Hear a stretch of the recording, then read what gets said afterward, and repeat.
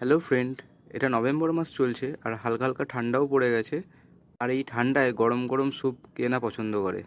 না না, আমি স্যুপ বানানো দেখাবো না, তবে স্যুপের জন্য ব্যবহার করা গার্লিক লিভস কীভাবে আমরা আমাদের বাগানে তৈরি করব সেটাই আমি তোমাদেরকে দেখাবো।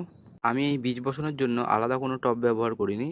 আমার যে গাছগুলো রয়েছে তার মধ্যে যে ফাঁকা জায়গাগুলো রয়েছে আমি 3-4টে গাছের পাশাপাশি এগুলো বসিয়ে দিয়েছি।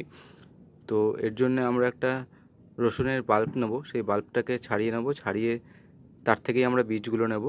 আর প্রত্যেক কটা ভালো ভালো যে বীজগুলো রয়েছে হেলদি মোটা মোটা সেগুলোকেই আমরা বেছে নেব।